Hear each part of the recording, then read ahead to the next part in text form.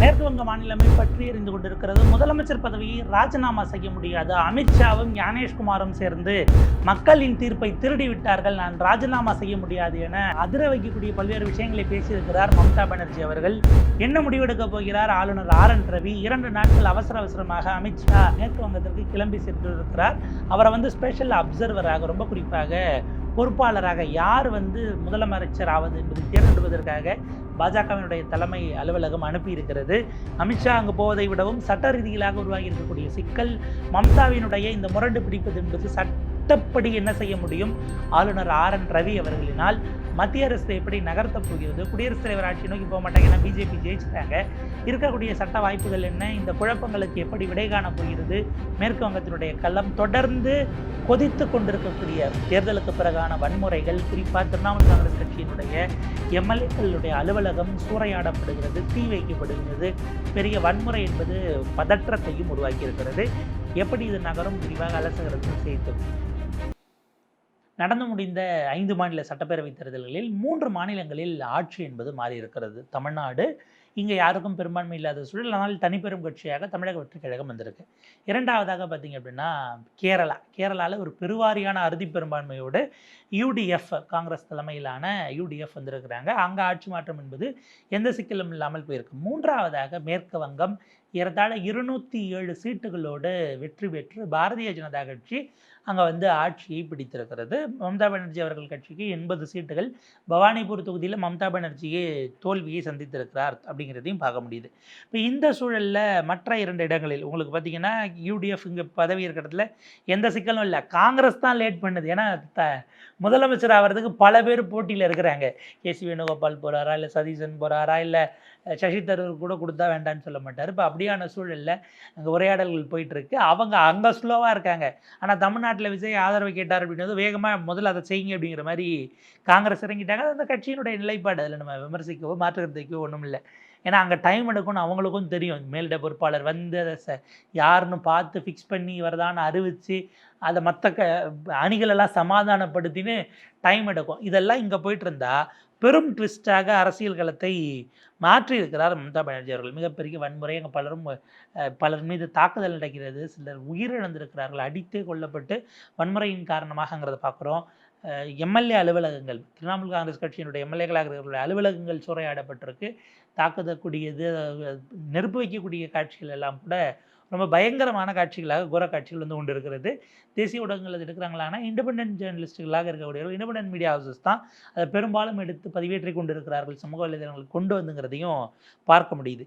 இந்த இடத்துல தான் மம்தா பானர்ஜி நேற்று ஒரு பயங்கரமான ஒரு பகிரங்கமான பேட்டியும் கொடுத்திருக்கிறார். Mamata Banerjee says won't resign, what happens if an outgoing CM refuses to step down அப்படின்னு இந்தியன் எக்ஸ்பிரஸ் ஒரு விரிவான கட்டுரையை எழுதியிருக்கிறார்கள். என்னென்னா, மம்தா பானர்ஜி நான் ராஜினாமா செய்ய போவதில்லை. இப்போ நேற்றைக்கு இங்கே தமிழ்நாட்டில் ஆட்சி மாற்றம் ஏற்பட்டது. ஸ்டாலின் அவர்களே குளத்தூரில் தோற்கிறாரு. அதனால் அவர் என்ன பண்ணுறாருன்னா ராஜினாமா கடிதத்தை கொண்டு அனுப்புகிறார். ராஜேந்திர அர்லேக்கரதை நான் ஏற்றுக்கொண்டேன். புதிய அரசாங்கம் அன்டில் ஆல்டர்னேட் அரேஞ்ச்மெண்ட் செய்யப்படுகிற வரை நீங்கள் காபந்து முதலமைச்சராக, கேர்டேக்கராக இருங்கள் அப்படின்னு கேட்டுக்கிட்டாரு. அந்த ஸ்டேட்டஸ் கோ தொடருது. மம்தா பானர்ஜி சொல்கிறாங்க, நான் ராஜினாமா பண்ணாதானே நீங்கள் புதிய முதல்வர் வைப்பீங்க, நான் ராஜினாமாவே பண்ண மாட்டேன் என்று அவர் நேற்றுக்கு ப்ரெஸ் மீட் வச்சு தன்னுடைய ஆதரவாளர்கள் அபிஷேக் பானர்ஜி உட்பட மூத்த தலைவர்களோட ஒரு ப்ரெஸ் மீட்டே வச்சு ஒரு பெரிய குண்டை தூக்கி போடுறாரு. பிஜேபி கிளியர்லி மெஜாரிட்டி வந்தாலும் கூட அவங்க ரெஃப்யூஸ் பண்ணால் என்ன நடக்குங்கிறது தான். நான் ஏன் ராஜினாமா பண்ணணும்? நான் தோக்கவே இல்லை. நான் தோற்றுருந்ததுனால தான் நான் ராஜினாமா பண்ணணும். என்னை நீங்கள் எப்படி ராஜினாமா செய்ய சொல்வீங்க? இவங்கெல்லாம் சேர்ந்து எங்களுக்கு எதிராக சதி பண்ணி இந்த தேர்தல் தீர்ப்பு என்பதே திருடப்பட்ட தீர்ப்பு. இப்படிப்பட்ட திருடப்பட்ட தீர்ப்பை கொடுத்த இவங்க ஆட்சியில் உட்கார்றதுக்கு நான் எதுக்கு பண்ணணும்? இது அமித்ஷாவும் ஞானேஷ்குமாரும் சேர்ந்து செய்தது அப்படிங்கிறது அவங்களுடைய பெயராக இருக்கிறது. நாங்கள் தோற்கடிக்கப்படவில்லை, ராஜினாமா செய்ய முடியாது, நான் ராஜ்பவனுக்கு போகணுமாங்கிறதே விஷயம் இல்லை. ஏன்னா நான் ஏன் போனோம் ராஜ்பவனுக்கு, நான் தான் தொடர்றேனே அப்படின்ற விஷயத்த சொல்கிறாங்க. கூட டெரிக் ஓப்ரைனும் அபிஷேக் பானர்ஜி மற்றும் சிலர் இருக்கிறாங்க. அவங்க சொல்கிறாங்க, நேரடியாக மோடியும் அமித்ஷாவும் தேர்தலுக்குள் தலையிட்டு ஞானேஷ்குமார் தான் இந்த தேர்தலின் வில்லன் என்கிற வார்த்தையை பயன்படுத்துகிறாங்க. நாங்கள் TMC ஃபேக்ட் ஃபைண்டிங் மிஷன்லாம் போடுறோம், அதுக்கப்புறம் முடிவு பண்ணி தான் என்ன நடந்தது அப்படிங்கிறத நாங்கள் வெளிப்படுத்துவோம், இதை பொதுவெளிக்கு கொண்டு நிச்சயமாக மக்கள் மன்றத்தில் இதை அம்பலப்படுத்துவோம் அப்படிங்கிறத சொல்கிறாங்க. இப்போ மம்தா பானர்ஜியை அகற்றுவதற்கு என்ன வழி இருக்குது சட்ட ரீதியிலாக பார்த்தலாம். அப்புறம் நம்ம பொலிட்டிக்கல் ராமிஃபிகேஷன்ஸ்குள்ளே போகலாம். ஒரு முதலமைச்சர் அவர்கள் வெளியில் போகக்கூடியவர், ஆட்சி அதிகாரம் முடிந்து ஒரு தீர்ப்பும் வந்துடுது, மேண்டேட் வந்த பிறகு வெளியில் போகிறவர் மறுத்தால் என்ன செய்ய முடியும்? ஏன்னா நம்ம கவர்னர் ஆர்.என். ரவி அவர்கள் அதெல்லாம் நடக்கும்னு தெரிஞ்சு அங்கேருந்து கூப்பிட்டு போனாங்களான்னு தெரியல. அவர் தடாலடியாக அறிக்கை விடுவதற்கு புகழ் பெற்றவர். நம்ம பார்த்தீங்கன்னா கடந்த காலத்தில் ஐ திங்க் பொன்முடி அவர்களை நினைக்கிறேன், கேபினெட்டை விட்டு நானே அவரை விலக்கிறேன், பொன்முடியா செந்தில் பாலாஜிங்கிறது நினைவில், சப்ஜெக்ட் டு கரெக்ஷன், இவங்க 2 பேர் யாரோ ஒருத்தர் அவங்களுக்கு தண்டனைக்கும் ஸ்டே கொடுத்துட்டாங்க இங்கேயே நீதிமன்றம், பொன்முடி அவர்களுக்கு தான் தண்டனைக்கு ஸ்டே, நீங்கள் அப்பீல் போகிறதுனா போய்க்கிங்கன்னு அவரை கன்விக்ட் பண்ணிட்டாங்க, அது கரெக்டு. கன்விக்ட் பண்ண பிறகு இது வந்த உடனே அவர் என்ன பண்ணுறாரு, மேலே போகிறாரு, இவரே நான் வந்து என்னுடைய ப்ளஷர் அவர் இழந்துட்டார், எனவே அவரை நான் நீக்குகிறேன், அமைச்சரவையிலிருந்து வெளியேற்றுகிறேன் அவராக ஒரு அறிக்கை கொடுத்தாரு. அது இன்றைக்கு மிக கடுமையாக எதிர்த்தார்கள். நீதிமன்றம் மேலே அதை எதிர்த்து போன கேப்பில் அப்புறம் இவரே அதை ஸ்டே பண்ணி வச்சார். அவர் கொடுத்ததே சரியாக தப்பான்னு தெரியல, அதை அவரே நிறுத்தி வைக்கணும்னு ஒரு அறிக்கை விட்டார். ஒரு 3-4 மணி நேரம் நைட்டு அன்றைக்கி இரவே ஒரு முன்னிரவு நேரம் ஒரு 10-10:30 மணி போல் அவரே அதை நிறுத்தி வச்சுக்கிட்டாரு. பொன்முடி அமைச்சராக தொடர்றதுல எந்த சிக்கலும் இல்லைன்னு அங்கே போய் ஸ்டே வாங்கிட்டு வந்து கண்டினியூ ஆச்சுன்னு வச்சுக்கோங்களேன். அதற்கு பிறகு வேறு காரணங்களுக்காக பொன்முடி வெளியேற்றப்பட்டார், அது வேறு விவாதம். ஆனால் அந்த மாதிரியான ஒரு இடத்துல இப்போ திடீர்னு ஒரு அறிக்கையை விட்டு மம்தா பானர்ஜியை வந்து நான் விளக்குறேன் அப்படின்னு எதுவும் ஆர்.என். ரவி சொல்லுவாரா அப்படின்னு ஒரு பார்வை எல்லாரும் பார்க்கப்படுது. இவரை கூப்பிட்டுட்டு போனதே இந்த மாதிரி ஏதாவது சிக்கல் வரும்னு தெரிஞ்சுதான், எப்படி இவங்க கண்டுபிடிச்சாங்க அப்படிங்கிற மாதிரியான ஒரு விஷயமும் விவாதமாக ஓடிக்கிட்டு இருக்கு.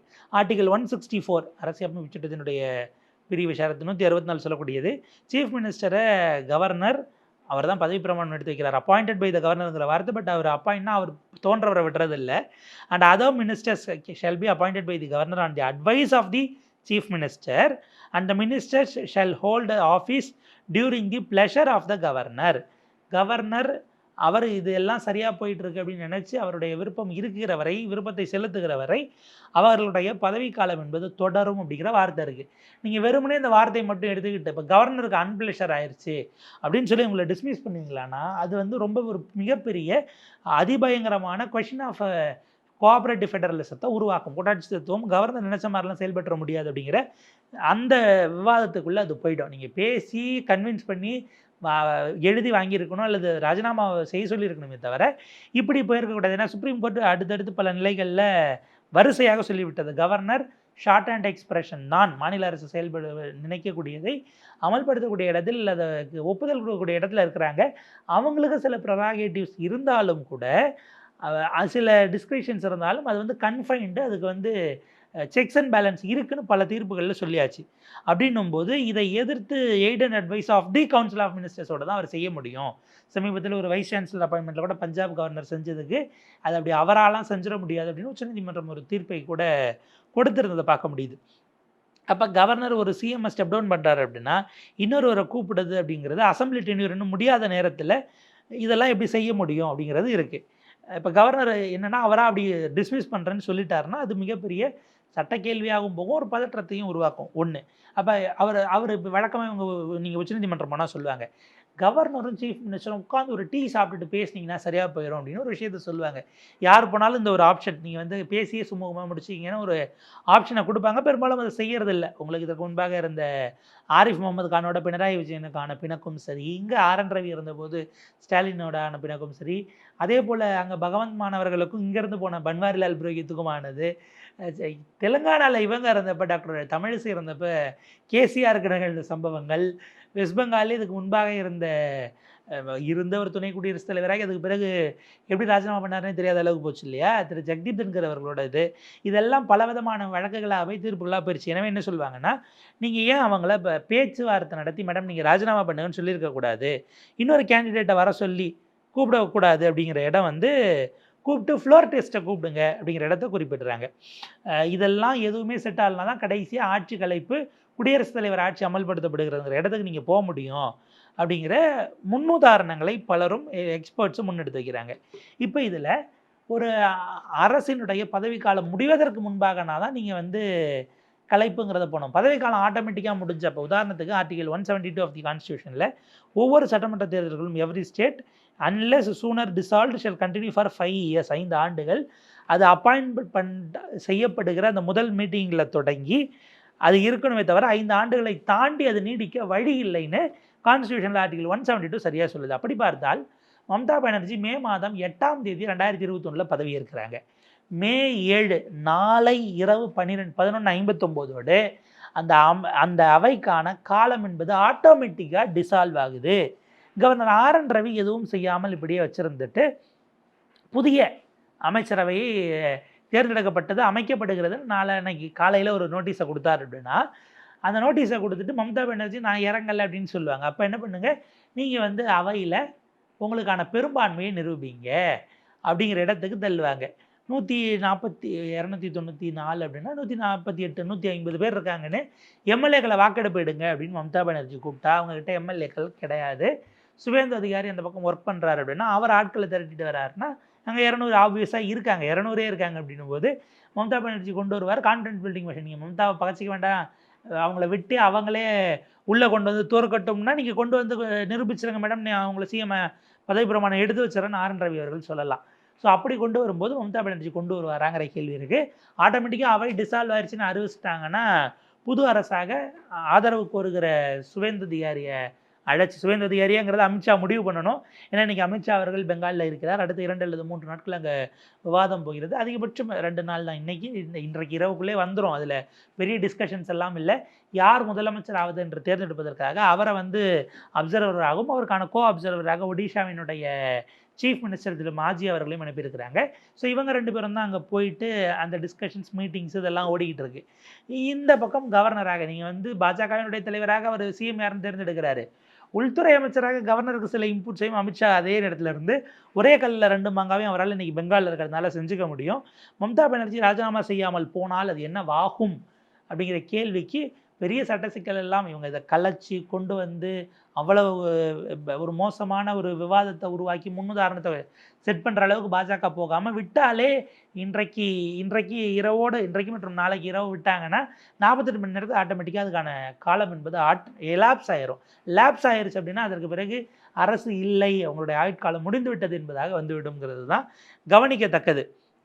இந்த சூழலில் மம்தா பானர்ஜி நான் ஒரு சாதாரண ஆளாக இருக்கேன், இப்போ எனக்கு எந்த நாற்காலியும் இல்லை, நான் இனிமே இந்தியா கூட்டணி பலப்படுத்துவேன்னு ஒரு போட்டு போட்டிருக்கிறேன். இந்த ஹிந்துவில் ரிப்போர்ட் ஆகிருக்கு. Will strengthen India bloc says Mamata after Bengal election debacle அப்படிங்கிற செய்தியை பார்க்கிறோம். டிஃபீட்டுக்கு பிறகு அவர் பேசியிருக்கிறார்.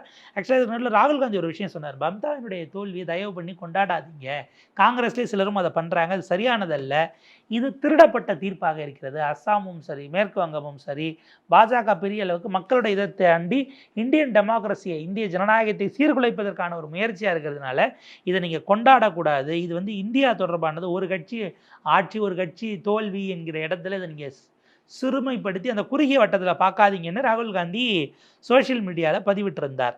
அந்த சூழலில் தான் பாஜக இன்றைக்கு ஜெயிக்கிறது. இவங்க எதுக்கு வராங்க, அபிஷேக் பானர்ஜி மற்றவர்கள் எல்லாரும் கூட அந்த ப்ரெஸ் மீட்டில் இது பண்ணிவிட்டு நாங்கள் இதை எதிர்த்து போராடுவோம் என்பதாக அதை நிப்பாட்டி இருக்கிறார்கள். இது ரொம்ப கவனிக்கத்தக்கதாக இருக்கிறது. இந்தியா பிளாக்ல நான் ஒரு சாதாரண ஆளாக இருந்து எல்லா கட்சிகளையும் ஒருங்கிணைக்கிற வேலையை பார்ப்பேன்னு மம்தா பானர்ஜி அப்படி ஒரு பெவிலியனுக்கு நகர்ந்திருக்கிறார்கள். இதற்கு நடுவில் எலெக்ஷன் அதிகாரிகள் இந்த மேனிப்புலேட் பண்ணிட்டாங்க, திருடிட்டாங்கிறத மறுக்கவும் செய்திருக்கிறார்கள். அப்புறம் ஆமாங்க அப்படி தாங்க திருடிதாங்க நாங்கள் ஜெயிக்க வச்சோன்னு சொல்லுவாங்க. அப்படி இருக்கா இல்லையாங்கிறது தனி விவாதம். நம்ம இதில் யாருக்குமே பார்த்திங்கன்னா பெனிஃபிட் ஆஃப் டவுட்டு இல்லாமல் கிளியர் பண்ணல. ஆனால் வெளிப்படைத்தன்மை இல்லாமல் தேர்தல் மிகப்பெரிய பெரும்பாலான அளவில் நடந்திருக்கிறது என்பது மட்டும் தெள்ளத் தெளிவாக இருக்கிறது. Lack of transparency ECI side அதை சரியான நேரத்தில் கேட்க வேண்டிய உச்சநீதிமன்றமும் அதை கேட்காமல் விட்டது அப்படிங்கிறதெல்லாம் கூடிக்கொண்டே வரக்கூடிய இந்த சிஸ்டம் எப்படி தன்னுடைய வாக்காளர்களை ஃபெயில் பண்ணியிருக்கு, அவர்களுக்கு சரியானதை சரியான நேரத்தில் செய்து தராமல் விட்டிருக்கிறது என்பதற்கு மிகப்பெரிய உதாரணமாக கரும்புள்ளியாக இந்த மேற்கு வங்க தேர்தல் இருக்கும். வன்முறை எக்கச்சக்கமாக போயிட்டு இருக்கக்கூடிய சூழலில் அதை எப்படியாவது கட்டுப்படுத்த வேண்டிய தேவை இருக்குது. மேற்கு வங்கத்தினுடைய மக்கள் அவர்கள் அமைதியை அவங்க டிசர்வ்ஸ் பீஸ், அந்த அமைதியை ஏற்படுத்த வேண்டும். நீங்கள் 2.25 லட்சம் துணை இராணுவ படையினரை கொண்டு போனீங்களே, இந்த கலவரத்தை கட்டுப்படுத்தாங்க யாருமே இல்லையா என்கிற கேள்வி எழுகிறது. அப்படி என்றால் இது எதை நோக்கி பயணிக்கிறது, பெங்கால் ஆற்றுப்பட வேண்டிய தேவை அப்படிங்கிறது தான் நம்ம இங்கிருந்து அவர்களுக்கு தெரியப்படுத்த வேண்டிய செய்தியாக இருக்கிறது. பார்ப்போம் எப்படி பயணிக்கிறது, எந்த திசை வழி போக்கில் போகுது அப்படிங்கிறத பார்த்துட்டு கூடுதல் அப்டேட்ஸோட வேறொரு காணொலியில் சந்திக்கலாம்.